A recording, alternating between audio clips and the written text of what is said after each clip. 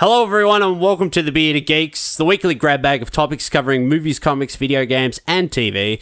My name is Jags, I'll be the Beard Master. The boys aren't with me today, they're having a bit of a break, a bit worn out from work and whatever, and we normally record of a weekend, so they don't really get any sort of downtime, but we're sort of working on finding a better day. So I've brought in a guest beard to fill the dead air because you don't want to listen to me talk by myself for an hour. So I brought in a buddy of mine, Dot. Welcome. Hello. It's a pleasure to be your guest beard. Thanks for coming. No, not a bother at all. Not a bother at all. Always happy to discuss things geeky. So Dot's a buddy of mine. He's an amateur filmmaker and probably a bigger film nerd than I am. So we should make some good discussion today. So we might just get straight to it. Yeah. I got some news here. Might just jump straight into the news. Rock and roll. So Robert Zemeckis, Sam Raimi, and Matthew Vaughn are apparently in the front running to helm The Flash. Have you heard all the controversy with The Flash? I am not familiar. Well, they had, who are they? The boys. Fuck, I forget their names. They directed the Lego movie and 21 Jump Street. Okay. 2 remakes in that. And now they've jumped off to do the Han Solo flick. Ah, yes. So they were going to direct and then they brought in another director, but he ended up leaving for creative differences. Yeah, that encompasses such a wide spectrum of things that possibly went wrong. Just, we had creative differences. Well, you didn't like the coffee that was brought to you one day or... Sorry. Please continue. I think it was just one of those things where they had a vision for the film, but that didn't line up with the studio's vision. Long-term marketing says we're doing this, whether you like it or not, sort of thing. Or it's their way or the highway. Yeah. And you get to put some of your own little flares in it. Yeah. You get to put your name at the end of it. That should be enough. Yeah. It's just like, sort of custodian of our product. Exactly. Yeah. And they are very valuable products. Absolutely. Especially, obscenely, ridiculously. I mean, MCU, what's that grossed to date? Too much bloody money. Yeah, exactly. I mean, that's...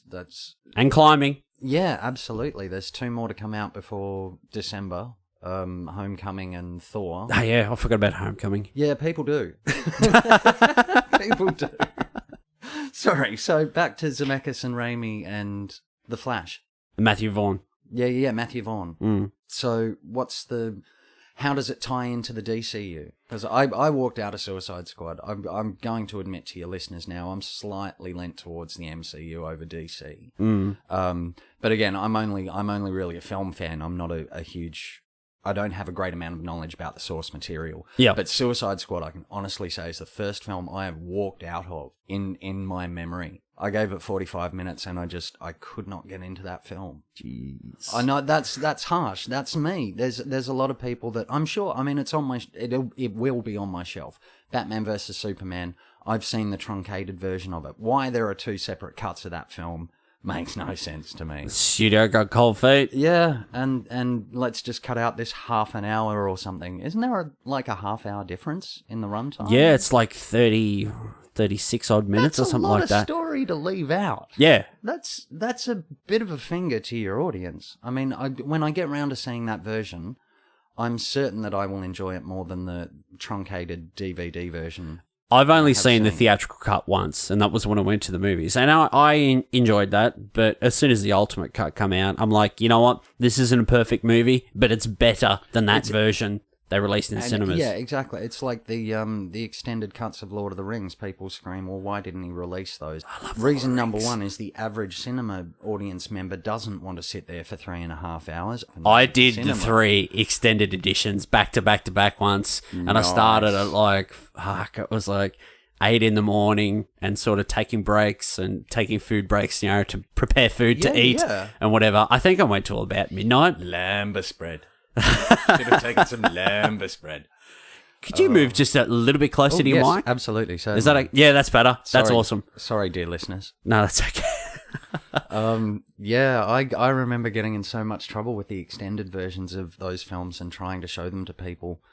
And these are the same people that, they'd turn around every other day when you were in high school playing Dungeons and Dragons and say, "You're a nerd!" and take your lunch money and stuff. And now they're the biggest fans of Game of Thrones that you'll ever meet in your entire life. They've all of a sudden latched onto fantasy as an outlet. I had the same problem, like, when I was a kid. Like, I was the kid that read comics, you know, and I got picked on because I read comics. Yeah. And everyone's how dare like, you be literate? yeah, just like, how dare you be different? Engage your imagination in a creative fashion. And it was fucked. And I'm just, you, bullies. yeah, fuck you, bullies.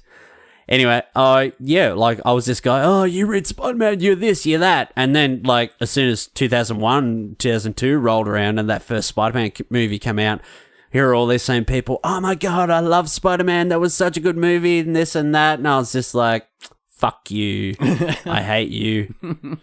Life. And where are those bullies now? Probably having an average time. Who knows? Still, fuck them. Moving on. We were talking about The Flash and then I railroaded us off too. No, that's cool. What do you... Zemeckis?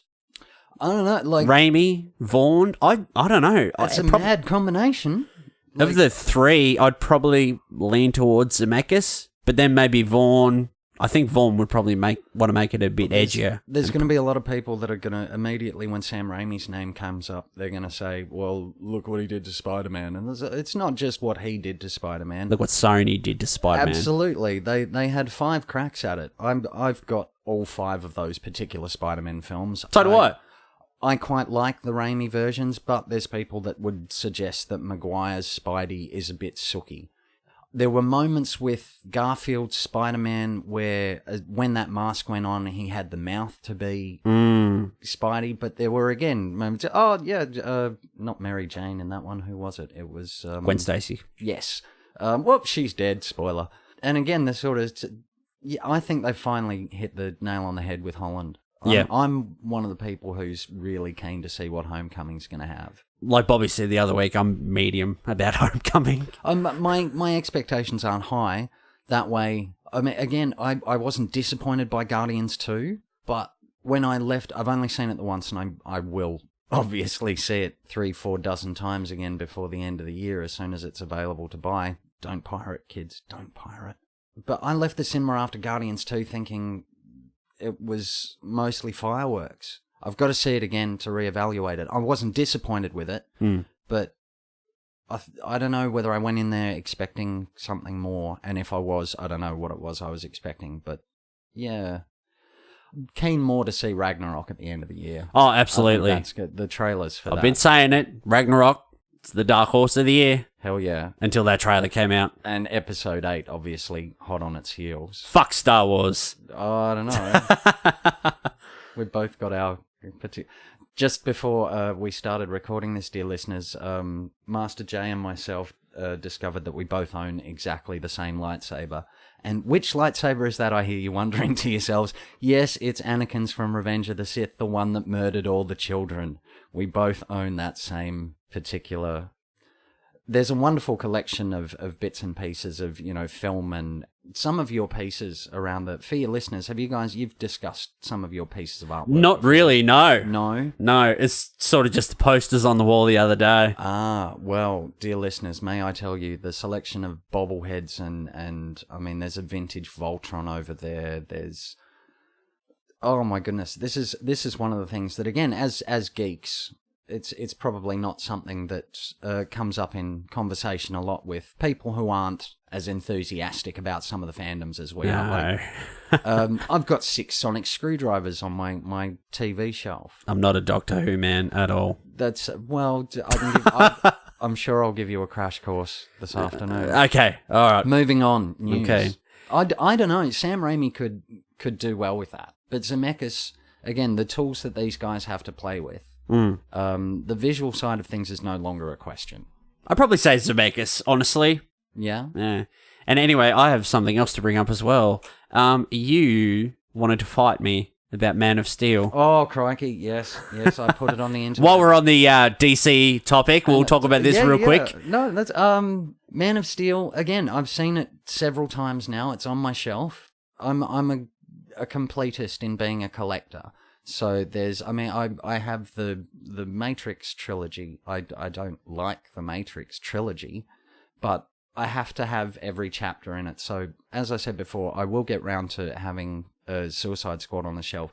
Man of Steel, though, I don't know whether it's something in Henry's performance, whether or not I'm comparing him subconsciously to the 15 odd other Supermen I've seen in my lifetime. Dean Cain. I don't know whether it's Lois, but there's something about the production that it makes me sort of feel that they know how desperately they've got to play catch up to Marvel, at least from a box office point of view. From my perspective, they've been trying to cram a lot too much in too quickly.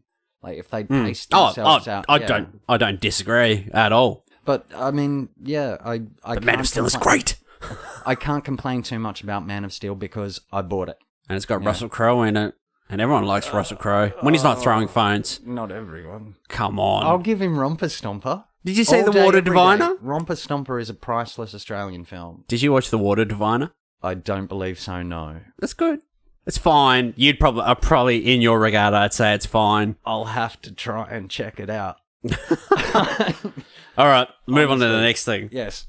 Bit of sad news this week. Powers Booth passed away, which is pretty unfortunate for all us Deadwood fans who were looking forward to seeing some more Cy Tolliver return in the hopeful Deadwood movie. Senator Rock in Sin City, for all the younger people in that don't know. I really like Powers Booth. Yeah. Sort of kicking the balls. The presence of the man. He had that look where he could clearly play a villain. You know, you're sitting around casting and you're thinking, right, we need a hero type. Is it necessarily going to be Powers? I don't think so necessarily. No. Great villain. It's like Alan Rickman. They didn't put him in Harry Potter because he might be a good guy. They put him in because he's Hans frickin' Gruber, and they wanted a character to look like a villain. Powers could do that. Hans Gruber is like the greatest villain in cinematic history. Absolutely. The only thing Hans Gruber is missing is a red lightsaber and breathing apparatus. Like Darth Vader gets number 2 behind Hans Gruber. Absolutely. Best movie villain of all time. So that's pretty disappointing about Powers Booth. Like I Yeah. said, the sort of chemistry in that he had with Ian McShane on that show, it was really good. Opposing bar owners like across the street from each other. Yeah. I'll miss that guy if that show's done. Or that movie, beg your pardon. Would it be something you couldn't recast the role? Ooh. It would be... I don't know. In those sort of situations, like again with episode 8 later this year, I've read articles saying that we didn't alter Carrie Fisher's part in episode 8 because presumably before she died, I would have thought, Carrie Fisher passing away, I mean, before she died, I would have thought the Princess Leia would have been a pretty important character in episode 8. Given that Han Solo's... Oh, spoiler alert. Yeah, sorry, if you didn't know by now, Han Solo... Yeah, most people who would know. Who listen to this show, most people would know. Exactly. It's, you should get a slap around the face for saying something like that. It's like listening to a DVD commentary where they say, oh, don't say that, you'll spoil the film for them. And some other commentator says, if they're listening to the commentary before they've watched the film, who does that? Like, I know the best way to enjoy this film for the first time is to listen what the director of photography had to say about the lighting in Act 3. I think I've only ever listened to like 3 audio commentaries. Really? Kurt Russell and John Carpenter on The Thing. Yeah, it's a great one. Frank Darabont on The Mist. Yeah. I think I've listened to that probably twice. And Darabont's commentaries are fantastic. Shawshank Redemption. Tarantino on True Romance. True Romance Blu-ray. I live in hope of hearing that commentary. It's fucking great. It's really good. I used to have the original script with the original incredible downer ending of True Romance, which allegedly Tony Scott shot. They did. It's I think it's an extra on the Blu-ray. Wow, right. I had to get the Blu-ray from the UK because there's no Australian release. Yeah. I'd never heard of a commentary until you mentioned it. So, because that was one of the, if not, that was the film that, or the script that he sold in order to raise his share of production for Reservoir Dogs. Which, in this babbler's opinion, is still and will remain Tarantino's highlight. Could almost hear crickets there. Yeah. I don't know. True Romance, the way it should have ended, I'd love to see how he would have filmed it. Yeah, I do, but I don't know. True Romance just...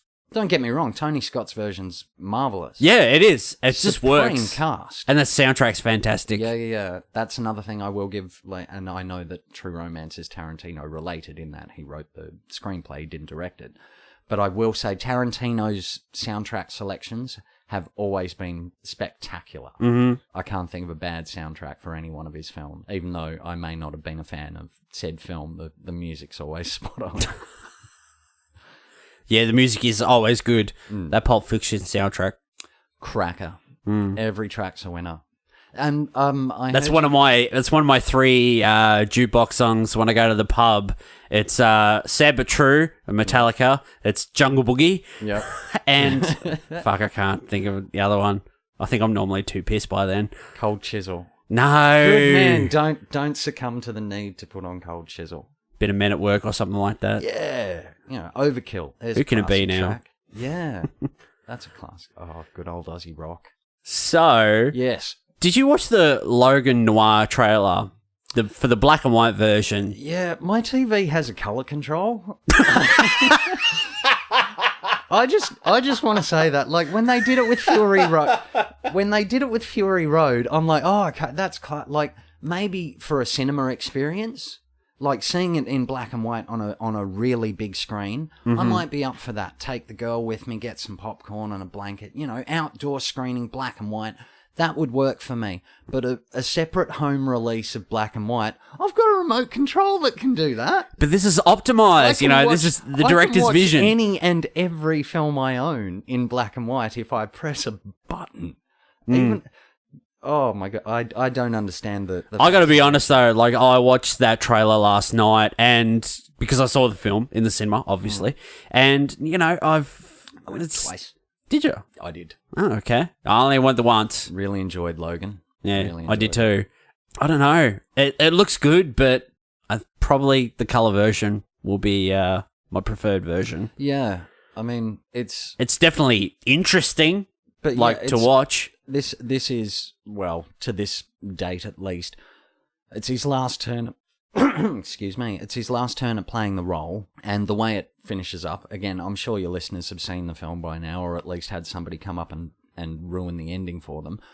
Hugh Jackman ain't coming back, not unless they write another X-Men First Class. This one's, now it's 1993, and I still don't look like Patrick Stewart yet, but I'm going to in 6 years or however long. There's a quick turnaround for that. Yeah, very quick. He has a really traumatic event happen to him.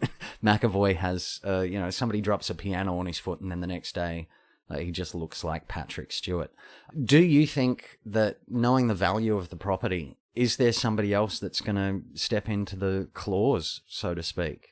Well, are they going to keep the X-Men? How do they keep the X-Men franchise going? Obviously, yes.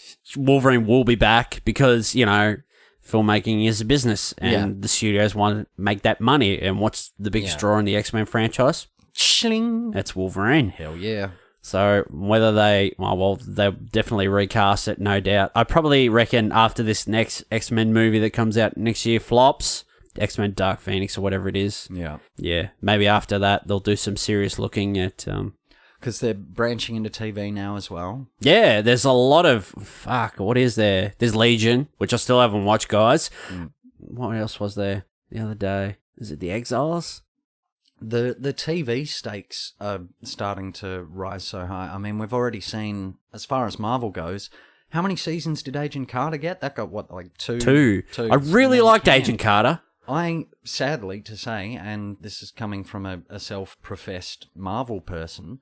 I still have not seen a single episode of Agent Carter. I was really disappointed when I heard that it had been cancelled, because I'm one of those people that, like, if season, 7 of Game of Thrones will be starting soon. So leading up to that, I'll quite happily, over the course of a few weeks leading up to it, I'll binge the previous 6 seasons of Game of Thrones and watch it in a block so that everything's refreshed in my memory. And that was kind of what I was looking forward to doing with Agent Carter. And by the time I was going to say, right, well... Season 3 should be available, somebody said, no, it's canned. Ah, damn it. Well, I really liked Season 1. I watched the entirety of Season 1. I haven't seen any of Season 2 yet. I know they did like a location change. They went to LA or something like that. I'm going to go out on a limb, though, and just ask, Tommy Lee Jones wouldn't be involved in any way. I don't think so. No. Unless he's in Season 2. Yeah. Which I haven't seen. Get him back. Because he's a pretty prominent figure in Captain America, the First Avenger, but... he's gone. Yeah. Got transferred. I really like the first Avenger. Yeah. I like period films, and especially getting Joe Johnston in to direct the first Avenger, because I'm a massive fan of The Rocketeer. I fucking love that movie. Film. It is so good. I love it. It's like Hudson Hawk, man. It gets way more bad press than it deserves. It is what it is. You get what I haven't it says seen on Hudson the tin. Hawk in years. It's still a masterpiece. I hate that when people say, "Oh, no, I'm not watching Snakes on a Plane." Why not? You get exactly what it says on the box. Anybody who walked out of Snakes on a Plane saying they want their money back is either... A film like The Rocketeer, it is escapism for the pure sake of it. And it delivers. And I absolutely love period films. Yeah. I think they're fantastic. Especially in, and I don't want to say the olden days or anything, but when it was actually costumes on either ridiculously big sets or on locations. Like so much of, don't get me wrong, the green screen work and special effects work being done by studios like Weta Digital these days, there's no stories you can't tell anymore. They've changed the way we're going to be able to tell stories forever and ever.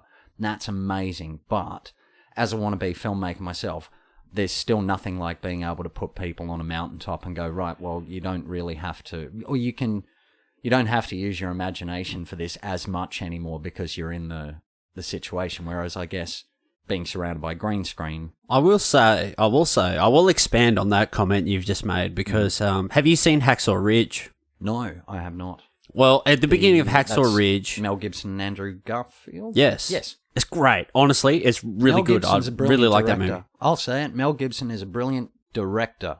Except Braveheart is shit. Well, and completely historically inaccurate, but... But Apocalypto is fucking great. It's a masterpiece. It is absolutely brilliantly told. Anyway, Hacksaw Ridge. There's this scene in the beginning where the two younger brothers, they're chasing each other. Like, one's chasing the other. They're sort of chasing them up like a mountain or a rocky face. You know, they're running, climbing. Chase me. First one to the top wins or whatever. And they're climbing, and it's like real Australian, tangible location. These kids are running up. And then they get to the top of this rock, and there's a shot from behind where from the two kids behind are their backs, and they sort of look at each other and they're talking, and they're looking out at the horizon, and it's just obvious green screen. And I'm just like, all the locations in that, you couldn't have just sent like a crew of like 4 people up there for 5 hours, and just filmed for an hour. In this day and age, send a drone up for 30 seconds. Just have them walk up the hill and follow them with a drone. You can get that shot. That's the thing I hate about reality TV is it cuts down. You need one cameraman to make a reality TV show. And reality TV isn't even reality anyway. Oh, it's so far beyond reality now. It's not funny. But that's why it's so prevalent. Is I because will say, I fucking hate cooking shows. MasterChef, all these fucking shit shows. I cannot stand all these fucking pretentious chefs tasting all this food and licking and sucking on their fingers and that, and then telling people, oh, this is no good, this isn't spicy enough. Oh, we told you to utilize chocolate today. I can barely taste it. I'm like, I hate those shows. I had toast in 1994 and it was much better than this. What the fuck? Seriously, dude? It's toast.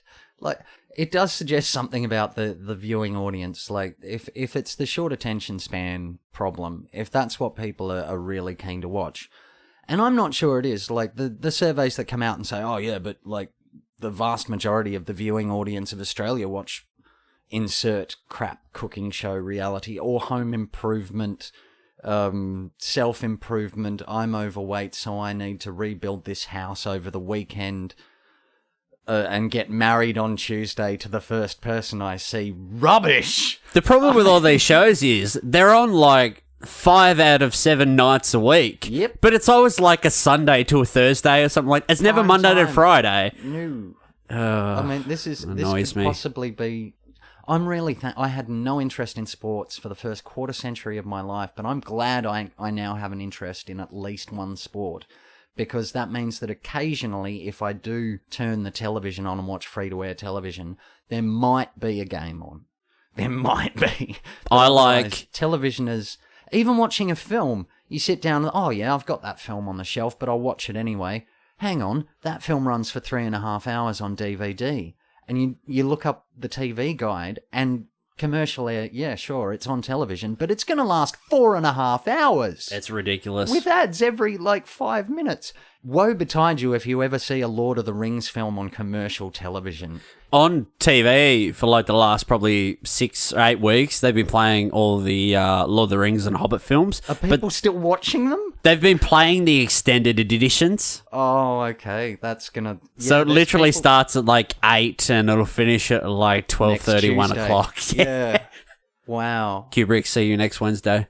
That's brave. How many cars these people are going to impulse buy. Oh, just God. because of the ads, all I wanted to do was see Frodo take the ring to Mordor, but damn, I need some Hungry Jacks now.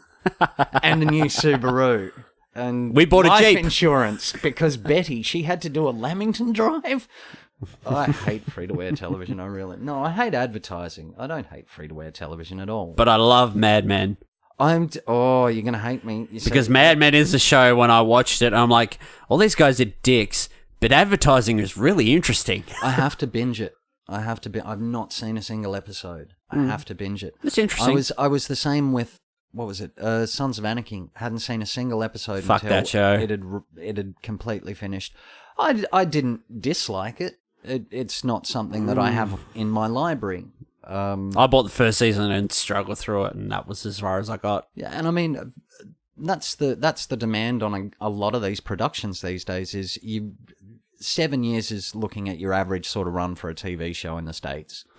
And to keep an audience interested for 7 years, you've got to know what you're doing. Because in this day and age where anybody can have a video camera in their bedroom and get press for reacting to a trailer for a film. I fucking hate That's the second. reaction That's up videos. there with reality TV in entertainment terms in my mind. Is watch me react to the new trailer of insert whatever film you like here.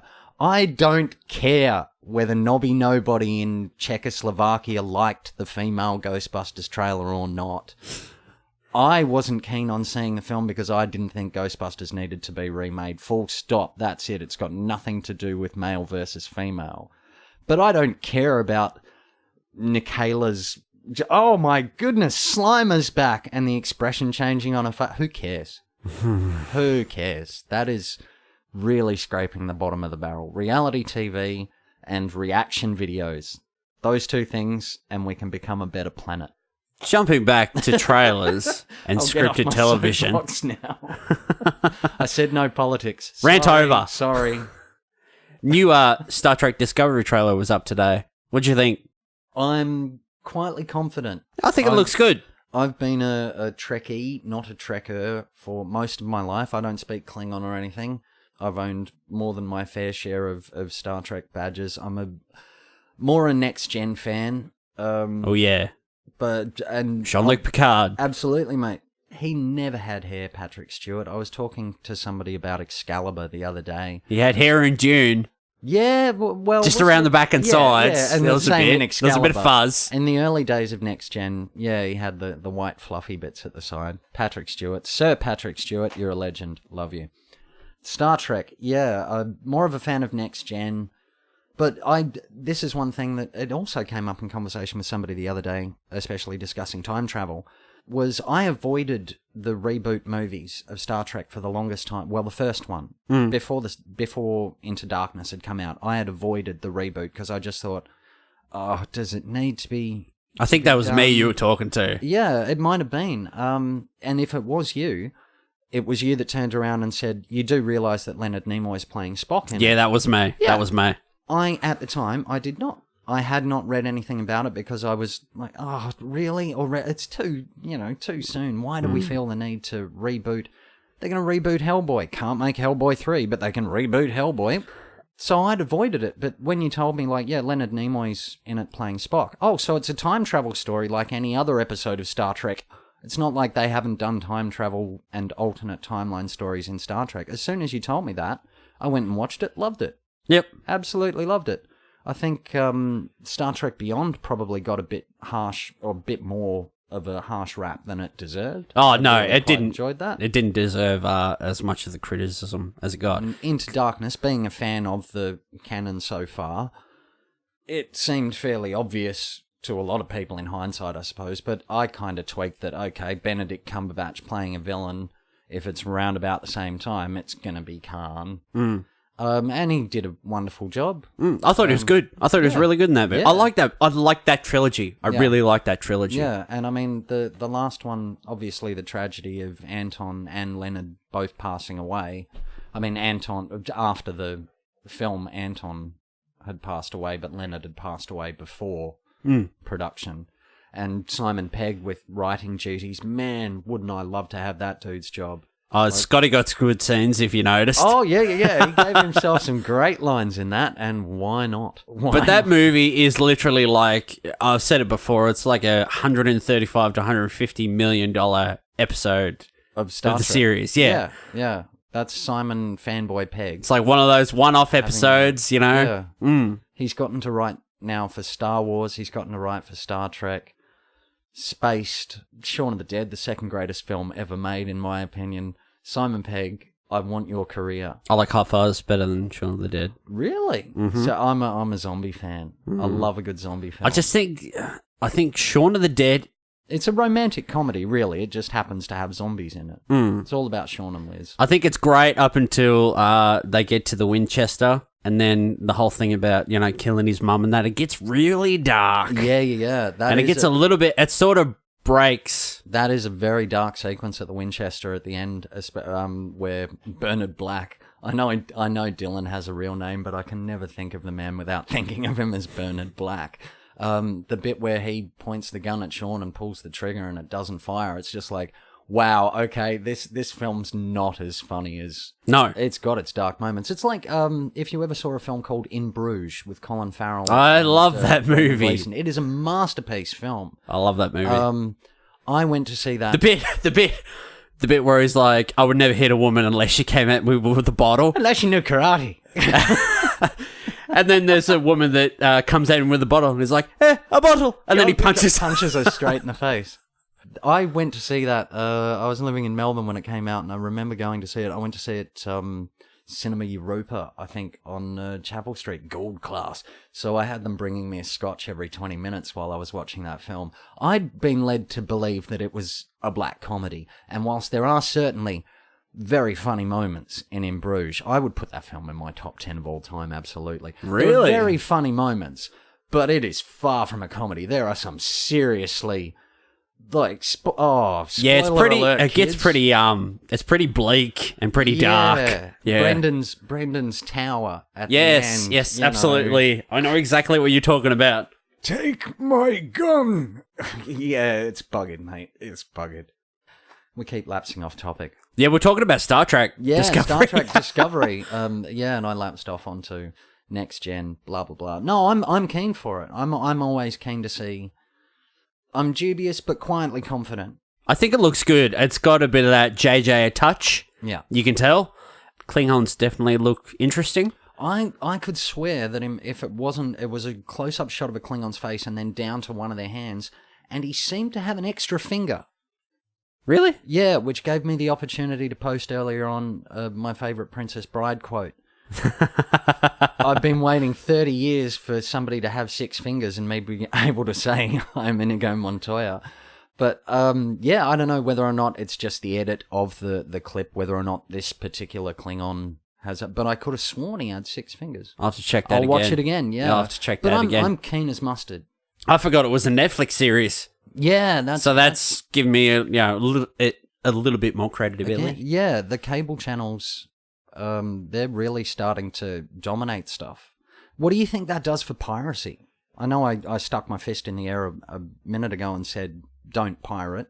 I actively try not to pirate. No. But with certain amounts of these shows, like Australia set a record apparently one season of Game of Thrones. Oh, yeah. Illegal downloads. We're like the most pirated country in the world. Like because certain television networks here get sole rights to screen these programs. But if a certain company has the rights to this particular show and then that particular carrier wants a particular amount of money every month so that you can watch 1 hour of television for a week, 2.5 months, and that's it. I certainly think that almost encourages piracy. It's really difficult. For example, John Wick Chapter 2 starts today in Australia, whereas it came out in the States like in the beginning of January. Yeah. That's a 5-month difference. That's insane. And, they've probably already got the Blu-ray releasing that over there. Yeah, ready to go. So their turnaround on that is pretty quick over there. We just got Get Out about 2 weeks ago. That's already got a Blu-ray release in the US. Wow. So it's just easy. It's easy enough, the pirates to jump on and go, you know what, bugger paying $20 in the cinema to watch that when I can just download it here for free. It's tough. Piracy's a tough thing, but See, I don't know. Sam Raimi beat them all to the punch with Evil Dead. He was selling that on videotapes at service stations when it was on big screens. He had both ends of the market cornered back in 1970, whenever it was. Bless you, Sam Raimi. Oh, you're still a gem, mate. You're still a gem. Drag me to hell. Go back in that direction, dude. Back to your horror roots. Oz the Great and Powerful. And I mean... I like James Franco. I'll give him watching anything, except for that new movie. Why him with Bryan Cranston and that? I won't watch that. I loved him in This Is the End. But again, Seth Rogen, he makes me giggle. I like that movie. It's a great film, playing themselves and the world coming to an end. And Michael Cera's death particularly makes me chuckle every time I see it when he finds his cell phone. Oh, that's so embarrassing. Yes, so Discovery, no, I'm absolutely looking forward to it. Yeah, cool. 10 years before Spock. I mean, there's a lot of established background now that even with the new films changing the timeline from that point on, there's still a lot of established canon and setup you can do for whether it be Chris Pine's Captain Kirk or William Shatner's Captain Kirk. There's a lot of area to play with there. Yeah. Should be good. Yeah, Fingers crossed. I'm keen. I'll watch it. I'll give it a go. Absolutely. I'll give anything a go. Except heroin. No, I've heard bad stories. All right. We might jump into our topic for today. We have a topic. We're going to talk about time travel films. We're going to talk about the genre. We're going to talk about... And we're going to bounce a few movies and that around. Oh, I've got some notes.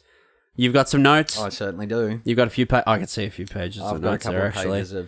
I have been lucky enough, when you mentioned that you wanted to have a chat about time travel, I've been fortunate enough to make the excuse with myself to sit down and go through just about every time travel related feature film, television episode, cartoon that I've had on my library, some of which I'd probably watch on a regular basis, a lot of which I haven't seen in years, and it's been mad fun going back through some of these. So you come to my place and you tell me that you're more prepared than I am. No way! No. Don't let these chicken scratches fool you. No, it's cool because that was going to be my introduction. Was that? So that's that half. See, because here, on this show, we pretty much just wing it. We have notes and then we wing it. Yeah, exactly. No, you throw here's some vague things to talk about. Throw a dart at the dartboard. I mean, we ended up talking about Game of Thrones from Star Trek. I'm not sure the connection there. But yeah. So what we might do is we're going to bounce around some films. We're going to talk about the genre and what we like, what we don't like. But eventually we're going to come to a list of what we think are sort of essential time travel films. Or probably just like a nice range list. So a little bit of everything. Maybe some smart time travel, some family friendly, some stupid fun time travel. Escapism. Yeah. Would you like to start? Well, when talking about time travel films, you cannot... Obviously, there's certain benchmarks, and I think obviously in time travel-related film discussions, the benchmark is the 1985 masterpiece, Biggles: An Adventure in Time. Which I've never heard of until right now. We were discussing this briefly earlier. It came out as... the same year, there was another film that came out that didn't really gain traction called Back to the Future. All about this kid called Marty McFly and his creepy elderly scientist buddy Doc Emmett L. Brown. Back to the Future is the benchmark. So we'll put Back to the Future is like the essential time travel film. Absolutely. If you didn't know, it's the most mainstream. It's what everyone knows. Family friendly. It doesn't require an incredible amount of thinking when it comes to because time travel. I mean. The flux capacitor is like the biggest MacGuffin ever. Absolutely. That's what makes it work. He fell off the toilet, hit his head. There it is. Time travel done. This is what makes time travel possible. Yep. That's all you need to know. Yep. I've installed it in a very cool car. Flip this switch. it's on. Put the date in, flip this switch, you're ready to go. Yeah. Get it up to speed and we're there. Although, like Back to the Future, the original, the 1985, remains a masterpiece. I don't disagree. But parts 2 and 3. Also to say, when somebody asks me, what's your favorite Back to the Future or whatever, if I try to fit Back to the Future in some form of list, I'm like, they are 3 movies, but they're one story, so I count it as one. It's one big story. Yeah, Acts 1, 2, and 3. Absolutely. But the first one is the best. Absolutely correct. But I love them all. I love them all very much. If you watch the 3 films back to back, the events that are taking place are literally only weeks in Marty's life. And Zemeckis himself said that Marty's not the central character in these films. Marty's just the sort of... He wants to get home. The central character really, well, by the end of it, is, of course, Doc. Yeah. There's one of the horrible inherent problems with any time travel story is and geeking out, the show's called The Bearded Geeks for a reason, the whole paradox of time travel with the go back in time and kill your own grandfather and you'll never exist to then endanger your grandfather so you will exist to then... What? That's where it starts to boggle my head. And Back to the Future 2 has a horrible glaring moment in it where that is just casually overlooked and people just go, oh, that's fine, we'll keep watching. That doesn't mean that this couldn't have happened. Explain. Okay, right, well, when Marty gets back to terrible 1985, there's a sequence in the garage where Doc Brown's doing a chalkboard diagram of, like, Marty says, we've got to go back to the future and stop And he him talks from about stealing the alternate timeline that's been created. If we go forward from this point, we'll arrive in horrible 2015. Which means that when Biff stole the time machine in Happy-Go-Lucky Hoverboard 2015 and took it back and gave young Biff the almanac, there was no Happy-Go-Lucky Hoverboard future for him to travel to return the time machine.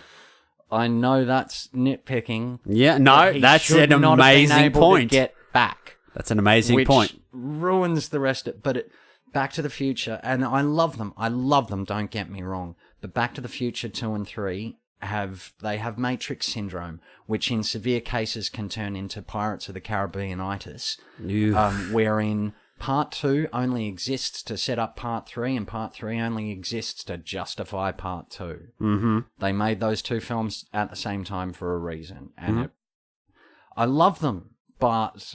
I mean, that's the other horrible problem with time travel. All your listeners are going, my God, this dude's taking this seriously. Fiction, dude. It's fiction. Yeah, I know. But that's the problem with a good time travel story. For me, it's like a good ghost story. I can't think of a decent ghost film that's actually given me chills. There's moments in Poltergeist, the chair stacking, like that's a brilliantly framed shot when she walks from this side of the room and then all the chairs are on the table. Yep.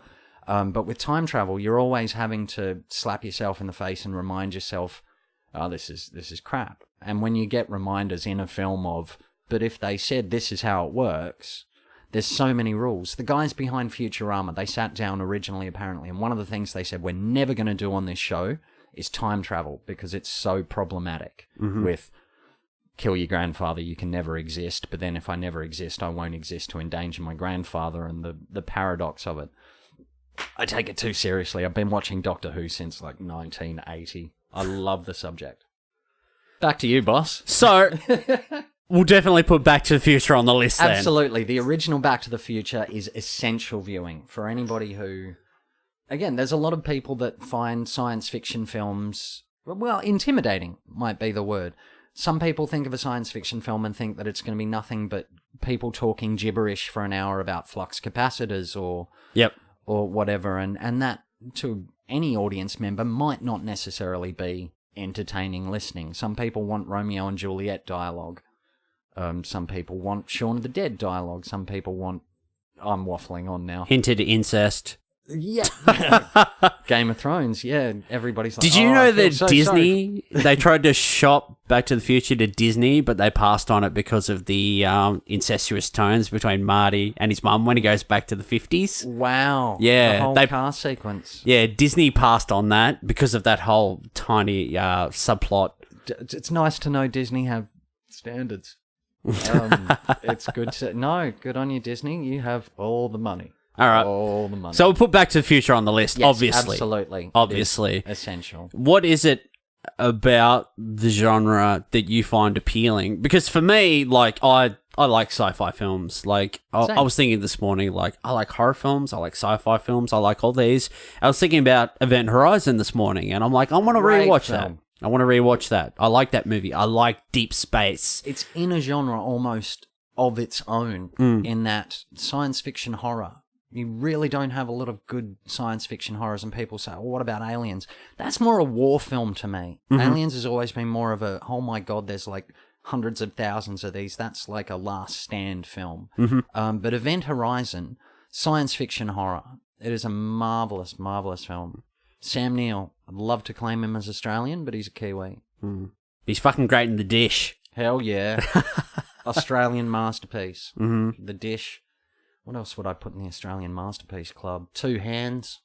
Personally, I think that's the best thing Heath Ledger ever did. Mad Max. Mad Max, obviously, goes without saying. Mad Max 2.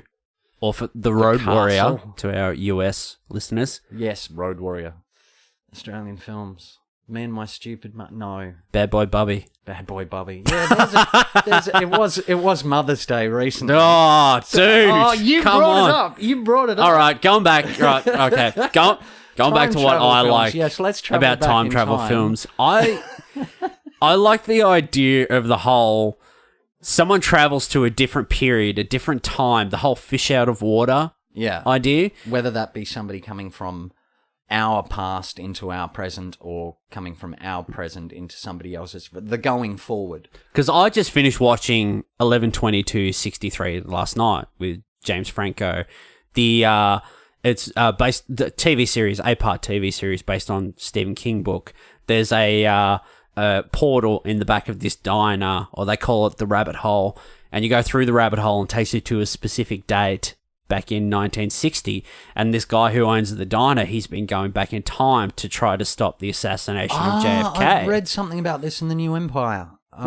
Yeah. And it's Franco's the guy. The other guy's gotten sick of trying to prevent Kennedy's assassination or something. No, and he's now gotten it's- sick because what happens is you go back in time to change the past, but if you try to change, the past doesn't want to be changed, so Yeah. it pushes back. So the bigger the change you try to make, or you make, the bigger the repercussions. So you go through the portal and you're in 1960 and he's been living there for 3 years to stop this assassination. But every time you come back, doesn't matter how long you've been there, 2 minutes, 10 years, 5 years, whatever. Yeah. Every time you come back, only 2 minutes has passed. So he comes back and the past has given him cancer. So he has Bugger. cancer, and then he passes his mission on to James Franco because he's like, if you stop the Kennedy assassination, then you'll stop Bobby Kennedy from being assassinated, and Yeah. you'll stop the Vietnam War and all this sort of stuff. the butterfly effect with. But the it Kennedy doesn't assassination. always work out that way, Anyway, in that story, like Franco's a man, well, in the show, 2014, he goes back to the 1960s and to adjust and acclimatize to that period. There are some things he says that sort of people, turn and look at him or whatever, and he has to get rid of his phone, and he has to, when he gets there, like, everyone's giving him weird looks because he's got, like, a scruffy goatee and his hair's a bit longer, and so he has to go get cleaned up to look the part, to fit the period. Buy the clothes and everything, and walk the walk, talk the talk. Yeah. So I always found that... Assimilate. Yeah. I always found that aspect of time travel very, very intriguing. In some films, say like 12 Monkeys, for example, where Colt gets sent back in time, he's just this dude, they send him back, and he's just like fucked up about when he's there, like he I didn't have anything to put the spider in, so I ate it. What? Yeah, so like he gets thrown in a mental institute. Yeah. But one thing I will say about time travel films, because you have the people on the mission, people accidentally get sent back in time and they change something, they got to fix it. Back to the Future. Yeah. People go back in time and they try to change something terrible from happening, 11/22/63. But who... 3 terrible Terminator films. Yep. There's 2 good ones. We'll get to the Terminators. But my point being, I think most people, if they went back in time, most people would just be like, okay, I want to see myself when I was younger. I want to see my mum and dad. I want to go back to here. I want to change. I want to do something different. I want to interfere in my life to potentially make it better. A la Hot Tub Time Machine. Yeah. Yeah, there we go. I love that movie. Every time I need cheering up, I'll put that movie on. There was a sequel, wasn't there? It's terrible. Don't watch it. I've not Do seen not the watch sequel. it. Do not watch it. I will avoid. Mm-hmm. But I love Hot Tub Time Machine. Yeah, and the concept of its time machine, a hot tub that they spill like this Russian energy drink on the controls that they don't, and they get sent back in time to the 80s. It's a far more entertaining notion than, I don't want to scream at Bill and Ted's for being plagiaristic and having their time machine be a phone booth. Where have we seen that before? But perhaps what you were leaning towards there is there are certain stories where time travel is just the setup to the story. It'll be like, here's your main character, bang, he's travelled from either the past, present, or future to one of the others. And the rest of the story will take place here until right at the last minute where he gets to go home to where he came from in the start. Which is pretty much most time travel films. Yeah, exactly. There aren't too many on the lists that, well, certainly not on the list that I wrote down, where it's more sort of intrinsic to the story, whereas this has happened on now. If you have a time machine, we can go back, because I think that's certainly that's the appeal of time travel stories to me, is like, what would you change? What would you change if you could change it? Mm-hmm. And the sort of responsibility that brings. Unfortunately, with a lot of these stories, again, because it's such a problematic theoretical subject to write, there's always going to be people that'll say that wouldn't work because of this. Like the Futurama episode that I watched earlier on today, Roswell That Ends Well. Where I love that episode. Fry becomes his own grandfather. And it's just like, Futurama could be looked at as time travel, but it's not really. It's like Fry gets put in cryogenics, wakes up 1,000 years later, so it's a period piece. But then you get to that particular episode and he becomes his... Demolition Man. Absolutely, yeah. It's a period piece that's set in a future. It's no more a time travel film than Van Diemen's Land or Young Guns. We're traveling through time because it's the West. Yeah. No, it's just set in a different time. Billy the Kid isn't, getting out of a TARDIS. All right. Let's jump over to probably some of the better known time travel films. Well, Terminator. Yes. Terminator, which is pretty much, it's more like a thriller, a chase film. Yeah. Whereas Terminator 2 is untouchable, fucking platinum perfection. It is James Cameron at his absolute finest. I really like The Abyss. People don't like The Abyss, but I really like The Abyss. Marvelous film, and but there's no time travel in that, so we're not talking about it. No, exactly. The torture there's a couple of documentaries about the making of The Abyss, which your listeners should check out. Oh my goodness, the conditions that they made that film in. Absolutely astounding. James Cameron, you're a fucking slave master. Ed Harris, everybody involved, hats off. Yeah. Time travel, yes. So, what are you, if you had a choice, like, right, I've only got X amount of time, I can watch one of these films, would you lean toward Terminator or Terminator 2 Judgment Day? Well, if you're coming from it with a blank slate, I would think Terminator 2 would bring you up to speed as to the events of the first film. And that's a rollicking good film. Yeah, Terminator, the original, is a masterpiece. Low-budget filmmaking as well. Absolutely, in its day and age. I mean, you look at the effects Stan Winston was doing. I'm pretty sure it was Stan Winston. Oh, yeah, absolutely. Yeah. Jim Cameron, guerrilla filmmaking. He'd made Terminator before he made Aliens. Mm-hmm. Because there were a lot of people at Pinewood, I believe. They shot the majority of Aliens. There were a bunch of the English workers there that had never seen Terminator. And that's why they all gave Cameron a bit of grief shooting Aliens. The go-to time travel films. If you were going to watch, if you only had X amount of time to watch a film, would you watch Terminator or Terminator 2? T2. T2? T2. Can't get enough Edward Furlong? Well, he's not the greatest. I mean, how many actors have now played John Connor? We've had one. Hang on. The TV show. I think like 5 or 6. Yeah, there's at least half a dozen people have played the role. Eddie Furlong, I mean, I think the first thing I saw him in was Pet Sematary, which is, again, much younger days. When I was in a Pet Sematary 2 too. Ah, Pet Sematary 2, you're absolutely right. Because it was the very, very, very young child actor playing Gabe. Oh, there's not enough. Stephen King's for another time. Time travel, that's what we're discussing. Yes, I would recommend T2 over... if you've only got 2 hours to spare and you were going to watch one of them, T2, definitely. Do you like the idea of time-traveling robot assassins? Well, you'd think we would have heard about it by now, but yeah, that's one of the other ones where the paradox is, I've come back from the future to save you because the future's gone terribly, and so I'm back here now to make sure that you do this. Whereas if the future played out normally, I wouldn't be able to come back in time to tell you to do this, or if I did this, then... bleh. Like Terminator Genesis right at the start, where they walk in and the other Model 101 has just been sent back. They've used the tactical time weapon for the first time. Surely they should cease to exist. If it succeeded in its mission, then they should all cease to exist. And if it didn't, because they're still there, then they shouldn't have to worry about sending Kyle Reese back in the first place. You're reading way too fucking much into this. I know. But this is what keeps me awake at night. Is like, but if we just like to have a good time on this show. I know. Those last 3 Terminator films, I'm not a huge fan.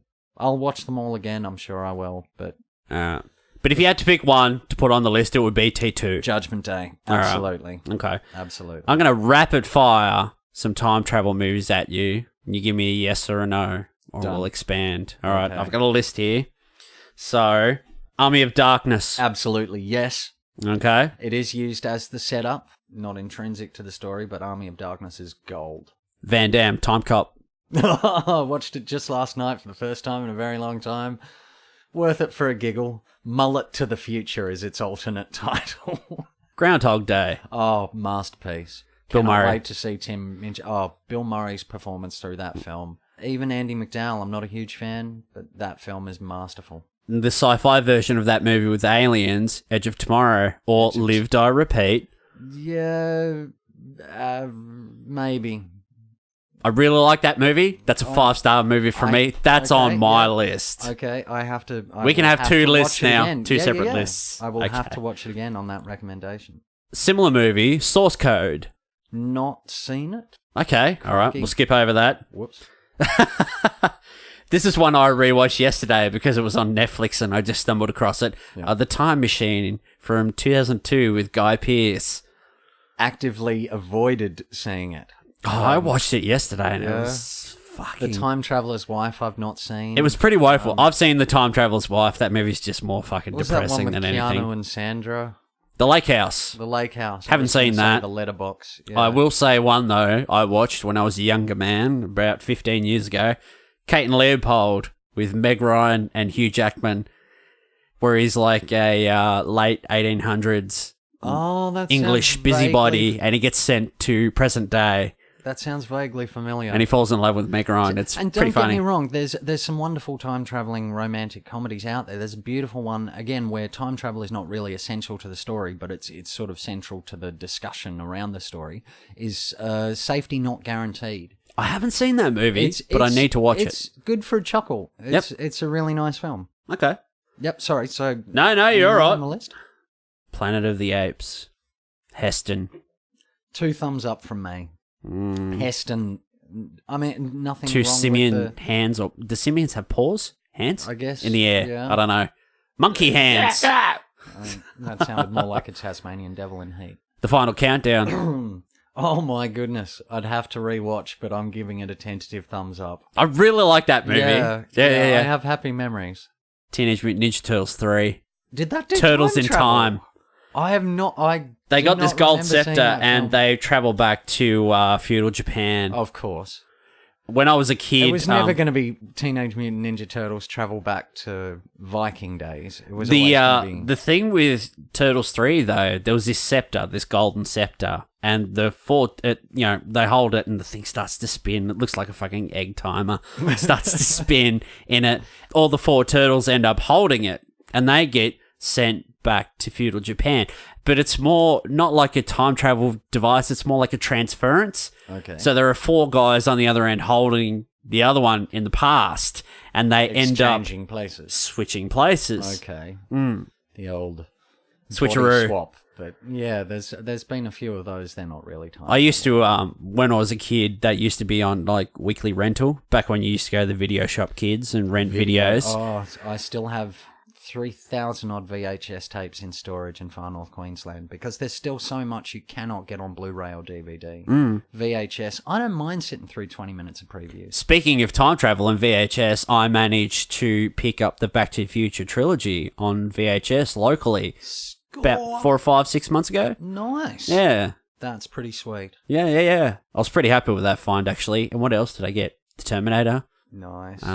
First Blood. Wow. Escape from New York I found on VHS. I was fucking wrapped. Hell yeah. If I found a copy of the thing, I probably would have just died on my feet. And then, well, you got to round out the trilogy with Big Trouble in Little China. Yeah. Yeah. Tracking down the Carpenter VHS copy of that. Russell trilogy, man. I love myself. Carpenter. All right. Next. Star Trek 2009. Well, yeah, as I said before, big Trekkie. It took me a while to get round to seeing it, but on your recommendation, I did. Absolutely loved it. Keeping the theme going. Star Trek 4, The Voyage Home. The Voyage Home. Captain, there be whales here. Loved it. That's part of the original film trilogy, you know, starting off with Wrath of Khan, Search for Spock, and The Voyage Home. That's a trilogy in and of itself. I don't think they intended it to be in the writing, but those 3 films watched back to back, ending up with that wonderful time travel to Double dumbass on you. what? Don't swear, Kirk. It doesn't suit you. One of my favourite, still my favourite Star Trek films, Star Trek First Contact. The best of the Star Trek film franchise, in my humble opinion. That movie is, it's like a horror movie. It's like a vampire film. The Borg are mechanical zombies, and they, especially having admitted Next Gen was my favourite incarnation to date of the show. The Borg were, if not the best villain, best monster that they had in that incarnation. And they just decided to make their ship a cube. Yep. And when I first saw that, I was just like blown away. I was like, oh my God. It's in space. It doesn't need curves. Yeah. That was just like, you know, unless it's going to crash into your planet, in which case you're pretty fucked if that thing crashes into your planet. Probably one of the best scenes in Star Trek history is Picard's Moby Dick monologue toward the end of the film. Yeah. And the big no, and he smashes the thing. You smashed your little ships. That's it. And then, oh man, I wanted a deleted scene where Michael Dorn turns around to him and says, If you were any other man, I would kill you where you stand. I wanted him to smack Patrick Stewart in the face. Just once, just I think Patrick would have punched him back. outtakes. Yeah, Picard would have killed him. You never saw Picard go nuts. No. You know, I felt really bad for him in Generations, where he kept getting his ass handed to him. yeah. Well, you see, And every time he gets punched, he's always like, that episode, The Inner Light, where he spent an entire lifetime teaching himself how to play the flute. yes! He also spent, that's the best episode of Next Gen, by the way. He also spent 6 hours a day learning Kung Fu. But they never used that on the show. Wow. You should see Patrick Stewart. Oh, no, I can't back that up. That's rubbish. Wouldn't that be awesome? Patrick Stewart just negotiating with some blue-haired alien who says, I don't like you, and Patrick Stewart just snaps him in half. Patrick Stewart is like one of the most interesting guys on social media. Hell yeah. Yeah. Like I follow him on Facebook and stuff, and like him and his wife have just like adopted a dog recently. Yeah. And it's just all these awesome dog videos and that on there, you know, adopt, don't buy and all that sort of stuff. Don't buy animals, guys. Adopt. Go home and rescue, or go down to shelters, whatever. Rescue a dog, rescue a cat, whatever. You know? Yeah. Their lives is just as important as anyone else. Exactly. Exactly. Bill and Ted's Excellent Adventure. Watched them both again a couple of nights ago, and, you know, TARDIS plagiarism aside, they are entertaining as hell. Fuck off with your Doctor Who bullshit.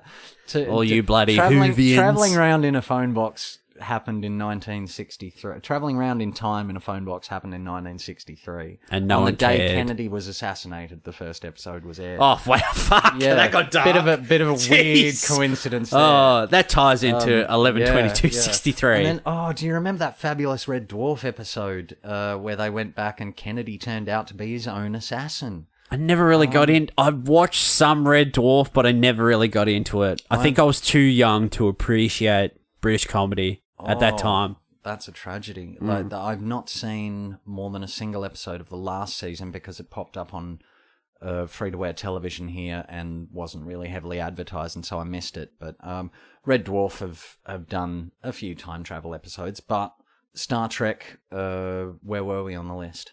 Okay. I'm going to throw... I'll finish it off with a couple others, and then I'll throw a few serious ones at you. Okie dokie. Okay. X-Men Days of Future Past.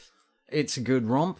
They messed with the timelines in all the other X-Men films so many times it only seemed right to... All the X-Men films are fucked. Yeah, with the possible exception of Logan. I really enjoyed I like Logan. First Class. There are some bits in that which are a bit... There are scenes in First Class, and again, I think the Honest trailers got it right for X-Men Apocalypse, where they pointed out that, oh wow, Mystique's now a good girl, and she's not blue anymore because Jennifer Lawrence is really famous and doesn't want to sit around in makeup all day. That's like Hemsworth in Ragnarok is like, I don't want to spend an hour a day having a wig attached. Yeah, no, that's a bit dull. I just shaved my head for the purposes of the story. Sure, fine, whatever. Although Okay.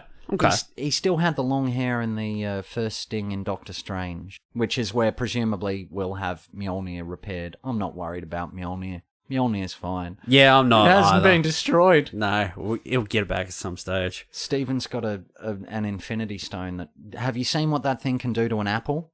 That'll fix Mjolnir. That'll fix Mjolnir. I had to think then. I was like, oh yeah, that scene. Yeah, I remember. Okay. Now, one time travel film that I love, which I saw on a very seminal date in my life, the day my ex-girlfriend broke up with me, Looper. Ah. Now, a lot of people either like or dislike this film. I'm on the like side. I really like this movie. I've liked Rian Johnson since Brick. Brick is a fantastic film. If you haven't seen it, go out and watch it, track it down.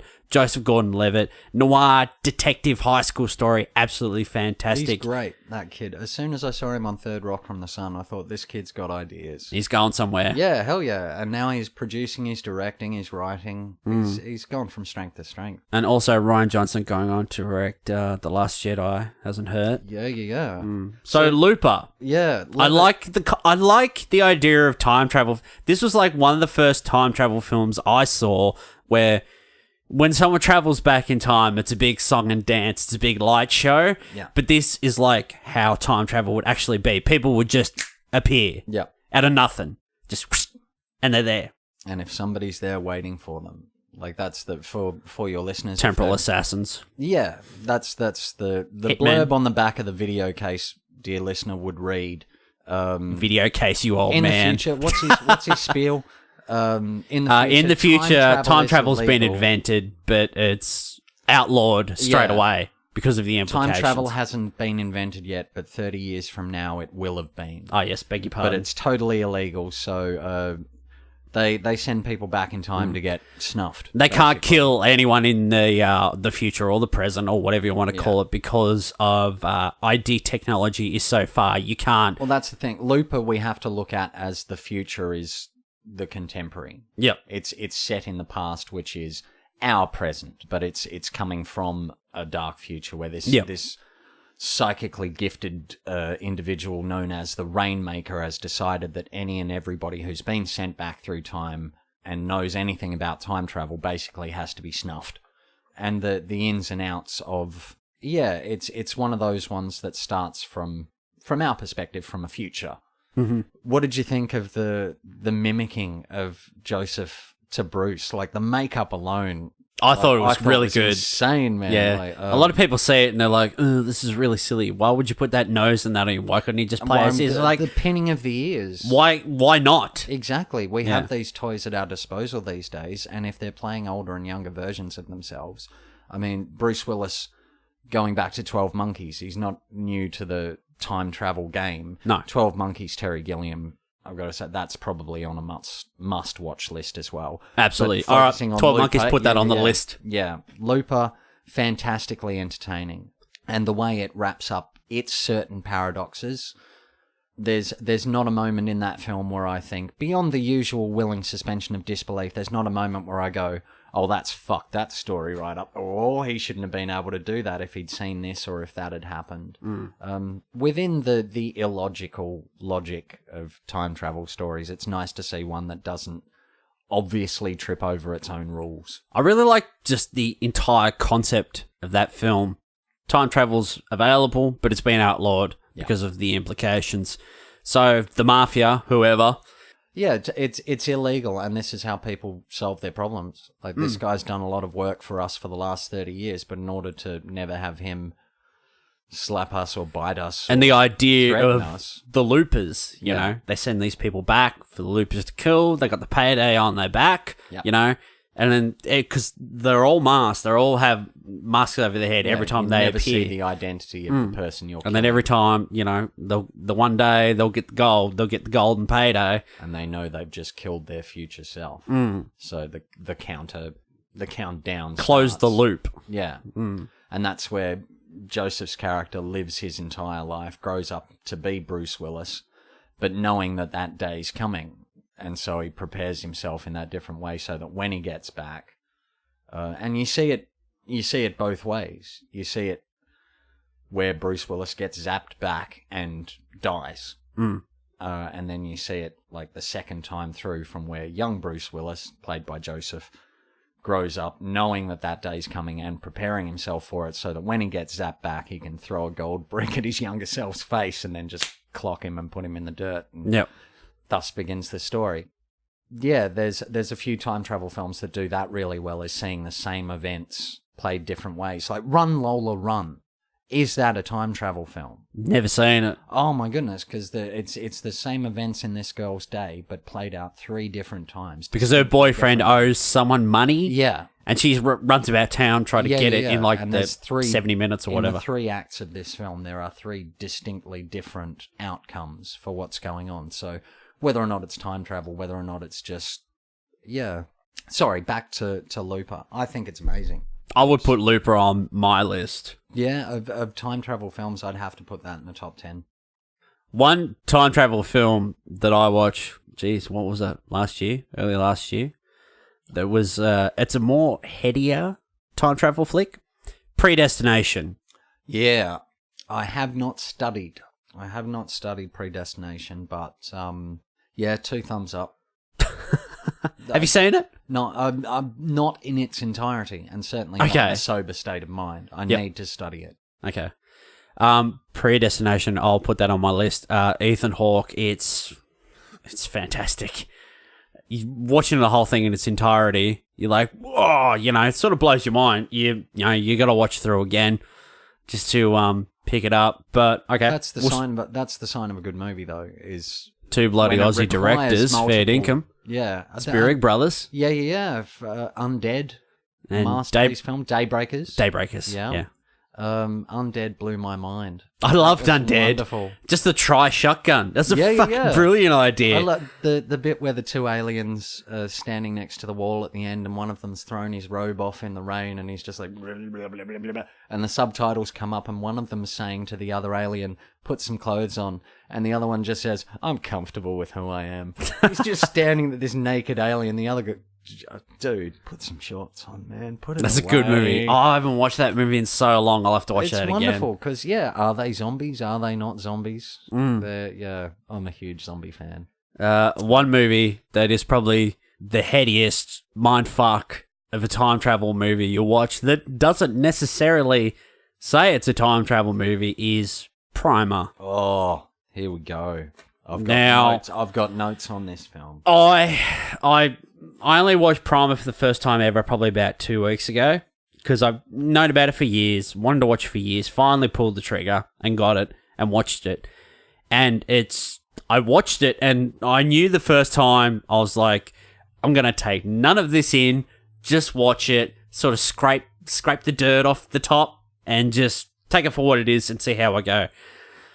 Science, fuck. It's just like... You've just got to let that movie just wash over you. Yep. It's a film that definitely demands multiple viewings. It's definitely... I don't want to say requires, but demands. I would say Primer is definitely... I don't know. I wouldn't say it's essential, but it's definitely a must-see. Yeah. because it's a very brainy sci-fi pick. I was introduced to Primer through a girl I made a couple of short films with, really long time ago, and she'd rented it from this one particular Launceston video rental place. It's the only copy of this film that I'd ever seen in my entire life, and I remember at one point, after having seen the film for the first, second, and third times, returning this copy to said video store and saying, look, what happens if this just goes missing? If my hypothetical child attacks it with like a jar of jam and Vegemite and a fork and destroys it, what happens? Yeah, boy. And the girl says, we'll probably charge you like $60 to replace it. And I said, What? So what? No, believe me. I said, so you're going to charge me $60 for a single DVD? That seems ridiculously expensive. What happens if I don't pay it and I don't rent here anymore? And she said, well, probably in a couple of months we'll send you a letter saying, we've erased all your late fees and fines. Please come back and start spending money here again. Because I'm a film fan. Like, when I was a member of video libraries, I'd be renting ridiculous amounts. I was a good customer. That's what you did. Exactly. That was the only way to see films. Homework. I used to be paid to be a film critic. So I said, right, so if I just keep this and tell you that it's been ruined, you're going to send me a bill for $60, which in a couple of months you're going to wipe, and I'll have a copy of this film. Because the copy of this film that I have at the moment, I had to get off eBay from Wales. Because, to my knowledge, it's never had an Australian release. It won the Grand Jury Prize at Sundance in 2004. It's never had an Australian release. It has an Australian release because I have an Australian release copy out there. That's the copy I got. But this movie is so hard to get. When I looked it up on eBay, mine has 2 commentaries. A month ago. Yeah. People were in the UK were selling DVD copies brand new for $200. 200 Australian dollars. Crikey. I paid $12 for the copy that I've got. I think I paid more for postage and handling from that copy from Wales. I think I paid $16, $18 for that copy I got out there, and probably a couple of bucks postage. So about $20 total. It is quite simply that. I mean, I've written down. You come very prepared. You've got like a thesis on this film. No. I mean, just some basic figures. It runs an hour and 17 minutes. It's an independent film production. It's a very short film. Yeah. It's there are no deleted scenes on the version I've got because Shane Carruth, I hope I'm pronouncing your surname correctly, Carruth, director, producer, writer, composer, editor. He's done a handful of other films since doing Primer in 2004, but if you look at the credits on this film, it's him. The cast also are the camera operators, editors, production assistants. The caterers are his parents. The cast and crew list. All the cars were their own. Short. Now, it only made $424,760 at the box office, but take a wild stab at how much it cost to make. I know, but tell everyone. $7,000. Holy fuck. $7,000. And it near turned into $500,000. And I've studied this film because the first time I saw it, it just slapped me around the face. That's exactly what it did to me. Like, you just have to let it wash over you. Absolutely. Because the first time you watch it, the second time you watch it, the third time you watch it, you are not going to understand. Yeah.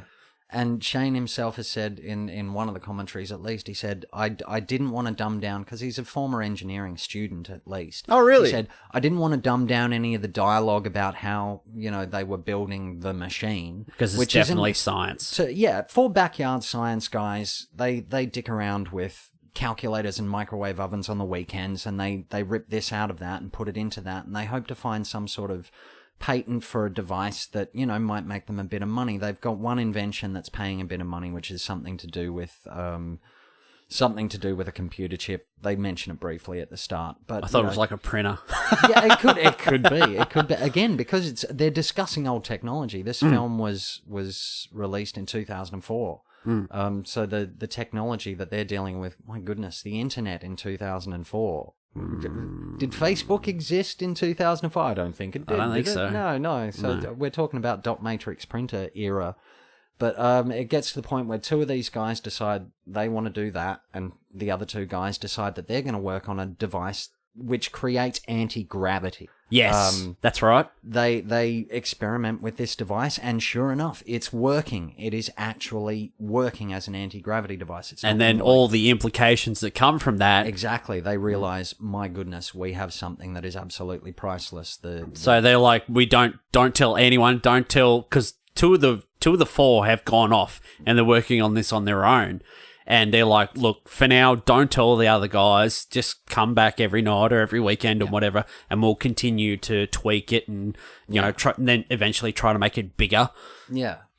And then it gets to the point where Abe, the blonde of the two, not the writer-director Shane, he plays Aaron. Abe comes to Aaron one morning, and Aaron's got his little earpiece in. He's listening to the ball game. And Abe says to him, look, if you knock off work today early and come with me, I will show you the single most important thing that any human organism has ever witnessed.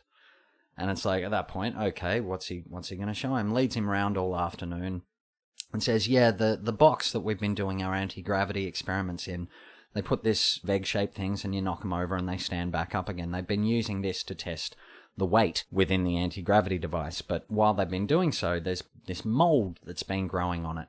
So Abe takes some of this mold to an expert, and the expert says it'd take 6 months to grow that amount of mold, and you say you've taken it off that thing in 5 days' time. Get the hell out of here. You're out of your mind. Abe explains this to Aaron, and Aaron says, so what does that mean? Is it a mold-growing device? And he says, no, well, there's one other way it could do that. So I put my watch in to find out. It could grow that mold, but it would have to do it a lot faster. So he threw his watch in, and at that point, you know, it starts to get to the realization from perhaps Aaron's perspective. Has Aaron travelled in time himself by then? Because the realization is that this field that they've created within this tiny box, and the next decision, obviously, is to build a bigger one. A human-sized one. A human-sized, and they refer to them as coffins, which basically... the premise becomes they've got these boxes. They set them to turn on at 9 o'clock in the morning. They go and spend the day hiding out in a locked hotel room with the phone off and the TV off for 6 hours. Then on their way to go and get inside these boxes, they ring up the banks and check which stocks did a great trade that day. So then they get in the box, they go back in time 6 hours, get out of the box when it turns on at 9 o'clock that morning, and then they go put money on the stock market. It's just the paradox fear in this story was that, well, what if they interacted with their self that hasn't gotten in the box? Would there or would there not be the possibility of two people? And that's what I find fascinating about... One of the things I find fascinating about Primer is that it doesn't say this is... There's a great throwaway line where they're refueling the car at one point, and Aaron turns to Abe and says, I don't believe in that whole thing, the one destiny, that this is the way it has to be. But what's worse, knowing or thinking you're paranoid or knowing you should be? Because if there's somebody else out there right now that's already lived the last 6 hours of my life and knows what's happening, what would you do with the machine? Would you play the lottery? Would you save somebody's life potentially? And my brain just starts to hurt. It is, yeah, it is an absolute... For a one-man band production, which it really $7,000. is. That $7,000. is fucking impressive. Yeah, they shot... There's no deleted scenes on my copy because he didn't shoot anything he didn't want in the stories. But yeah, this movie, like an hour and 17 minutes, if you had to sit through 2 hours of this, I don't think most people would make it through 2 hours. It's such a head fuck. It really, really is. Oh, but God, it is. When I first watched it, the friend that introduced me to it, she downloaded like a 90-page synopsis that this is how to understand Primer. And I'm like, no, I get it. I get it. I don't need to...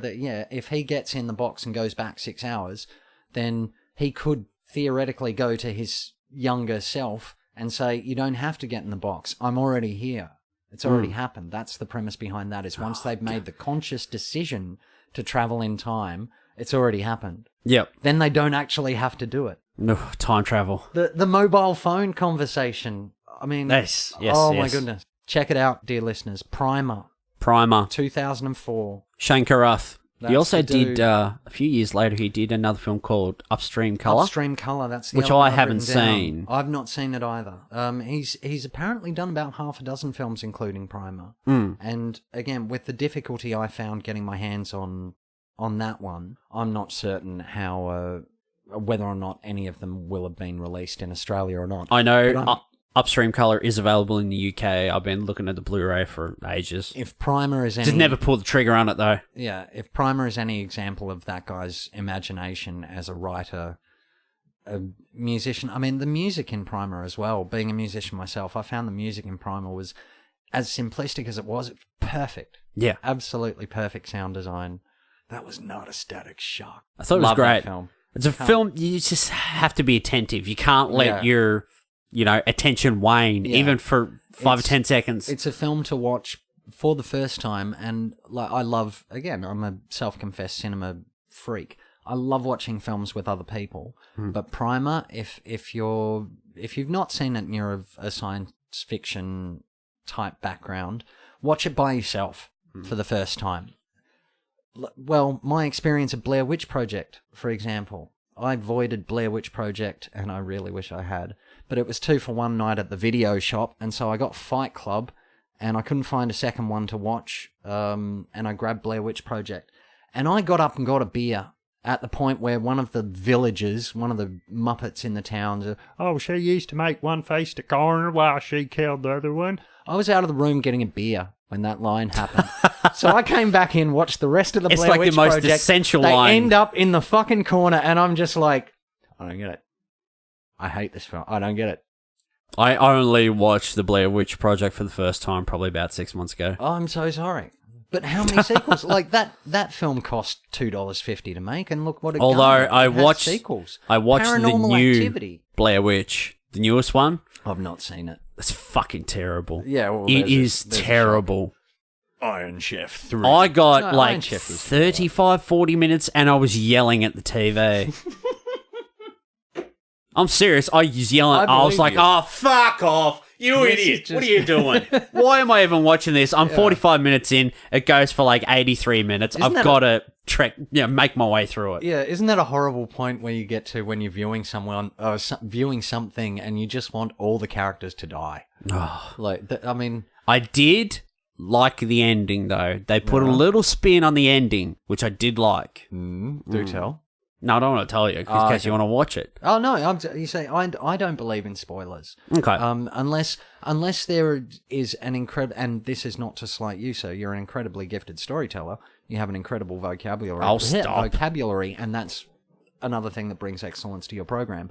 When people say, "Oh, you're going to spoil that," generally people don't have the linguistic skills to. The director or the writer is always going to give me a better impression of. I'm going to see it anyway. So I'm fairly certain I knew Han Solo was going to die before I went to see Episode 7. Oh, yeah. But I still got to see it on screen, and it was still a, wow, that's in no way anywhere close to what that idiot who told me that Han Solo was going to die All right. led up to. I'll set it up. I'll set it up. You were just talking about that line, like when you look at her, blah, blah, blah, whatever. At the end of the movie, because it pretty much is beat for beat the original film, but they throw in a few other elements and that in there. They actually show the witch in some instances, but she's just like this big, naked, fleshy... crone thing. Yeah, crone, bloody fucking thing. Anyway, so there's a scene where like, the camera pans up and she comes down to the trees and grabs it, but you don't see fuck all. Anyway, at the end, they get to the house and they say, I think they find like some of the original footage or whatever. They find another recorder or something, or somebody says, at some point in the movie, somebody says, don't look at her, because if you look at her, you're going to die. So there's this really cool bit.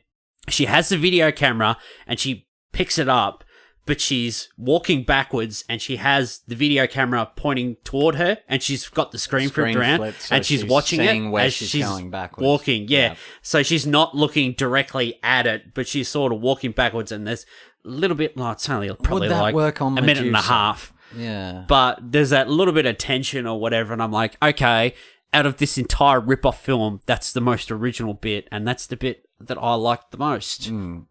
Which She dies. Given BT the dubs. film, probably. She dies. Well, she had it coming. Yeah. I do remember Fucking seeing- terrible film. Yeah. Last year, I hated. Don't apologize. Let the The hate two flow worst through films you. I saw last year: The Suicide Squad and Blair Witch. Blair Witch was probably the worst of the two, but Yeah. my worst film of the year was Suicide Squad because I was just so goddamn disappointed. As was I. Like I said before, man, in living memory, I cannot remember getting up and walking out of a film, but Suicide Squad, I just couldn't do it, man. The only movie- I didn't ask for my money back. I did not want my money back. I was just ashamed of myself that I just walked out. I don't do that, even if it's a terrible film, and I have many terrible films on my shelf. I've got Blair Witch Project. I don't have, what was that other one that I mentioned? It's Paranormal Activity. You know, some of these found footage style films that cost $1.50 to make, and yet somehow garner sequels. Like the original Saw, I'll give that total credit. That's this close to Hitchcock in my mind. The very first Saw film. That isn't a horror film. That is a psychological thriller. Absolutely, it is. Alfred Hitchcock would have loved that movie. Absolutely loved that movie.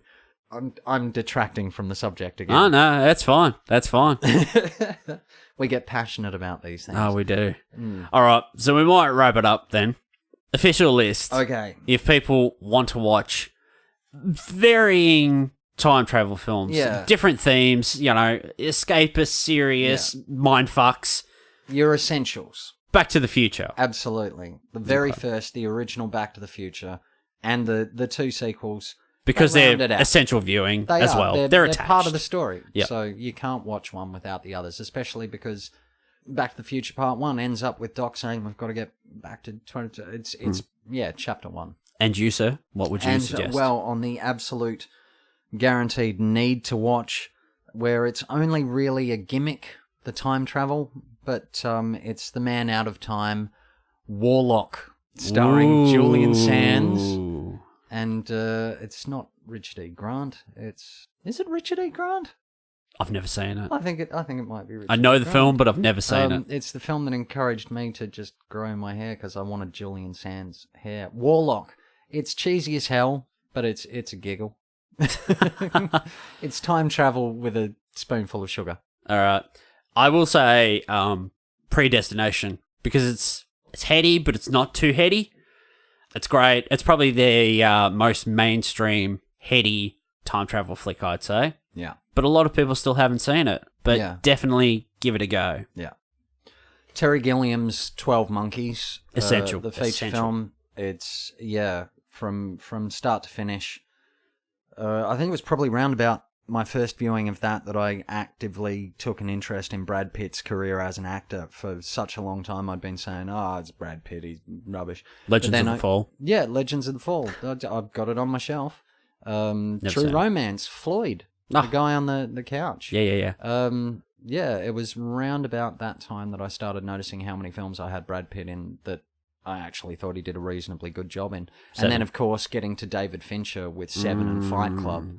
Dude can act. So 12 Monkeys, Terry Gilliam, Bruce Willis, Brad Pitt. I would say Looper. I would say Looper. Definitely. That's more of a personal. I really like that movie. And again, with all of these films, because time is a factor in all of them, they are films that require more than one viewing. You might enjoy a lot of these just watching them once, but I think you'll probably get a bit more out of them if you watch them more than once. Okay. What else? You'd say Primer, wouldn't you? Sorry, yeah, oh, absolutely. Yeah. Primer. Safety Not Guaranteed. If you want a time travel romantic comedy, it's a sweet film. Mm-hmm. Safety Not Guaranteed would be up there. I'd say Hot Tub Time Machine just for the pure Yeah. fun. Army You want a of good comedy Darkness. with John Cusack and the guys and that. It's just a lot of fun. A lot of fun, that movie. Absolutely. Donnie Darko, not the sequel. Again, not the time travel it's not a huge factor in how the film plays out. You don't actually experience time travel in that film until pretty much the last minute, but a lot of the plot discussion revolves around time travel and Yep. Roberta and her book. Star Trek, any other episode of Star Trek or certain films, I'd say Edge of Tomorrow because that's a fucking good movie. can't argue there. Groundhog Day. Groundhog Day. We're pretty much that's just listing in- all the movies we already we've did. discussed. But these are good. T2. T2, definitely. Judgment Day. Of the Terminator films, definitely Terminator 2 above all others. So, Back Yes. to the Future, T2, Primer, Primer. Warlock, Hot Tub Time Machine, Army of Duncan, 12 Monkeys. 12 Monkeys. Yeah, definitely 12 Monkeys. Yeah. Give 12 Monkeys a go. Days of Future Past. That was a giggle. But again, you know, it's not one of those films that you have to come to having seen all the other X-Men films, certainly. But that's the thing. If you like time travel movies, you pretty much like old time travel Yeah, movies. exactly. Anything can change. Yeah. Anything can happen. You have to go into a time travel story expecting that at some point everything's going to change. Yeah. Especially, you know, sports almanacs or killer robots from the future or cowboys flung into contemporary. It's a wonderful genre in that what would you change? Given the means and Oh, don't start. We'll be here for another hour. yeah, Tats Lotto numbers and preventing this world disaster or ending up causing it. There's two. You would be here for an hour. Like that scene in Looper. They're like, once we start talking about time travel, Yeah. we're making diagrams with straws. Yeah, exactly. And drawing on napkins all day. It's like, so just forget it. Yeah. Just forget time travel. Yep. You know? So there's the list. And just take it for what it is. Exactly. You get what you get what you see on the tin. Yep. You shouldn't be able to walk out of a time travel story and demand your money back because it's willing suspension of disbelief from the offset. If that could never happen. Well, no, it couldn't. It's time travel. I mean, surely if time travel could happen, I would have walked in here an hour ago and said, for fuck's sake, keep your mind on the task at hand and don't babble on about things that have nothing to do with time travel. Theoretically, the first time we recorded this, I said, because I've done so, and then at the end of this, you asked me, how do you know time travel's possible? And I would have told you an hour and a half ago. We're in prime territory now. Oh my God. It's all getting too philosophical. All right. That's it. End of time travel. No more time travel. No more time travel. Well, I might wrap it up because we've been in for a while, actually. Yeah, it's been Hour a good 40. gab. Yeah. Be gabbing on. All right. What do I normally say now? Oh, where can we find us online? Okay, because the boys aren't here. I'll let them go first. I'll just take it. You can find the Bearded Geeks on Facebook. You can search for us and find our logo, and that is us. Or if you want to just go there direct, you can go facebook.com/Bearded Geeks Pod. We're also on Instagram at The Bearded Geeks. We're on YouTube. We've got plenty of videos and podcasts on there that you can listen to. We've got a few more episodes. But now we're on Twitter at Bearded Geeks Pod. Yeah, send us a tweet. What's your favourite time travel movie? Tweet at us at Bearded Geeks Pod or hashtag Bearded Geeks Pod. I'll find it. Best and worst. Yeah, best and worst. I'll leave a comment. Leave a comment in the YouTube section. What do you like? What don't you like? What do you like about time travel movies? What's your favourite? Tell me. I want to know.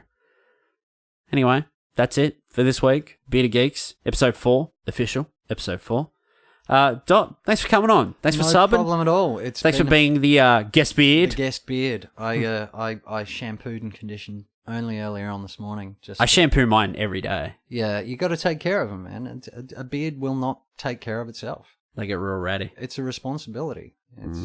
I've got a brush, a comb, just for combing my beard. So, yeah, a special fuck you to pagonophobes everywhere. Pagonophobes being people that are afraid of people with beards. Beards have people too, damn it. All right, that'll be it.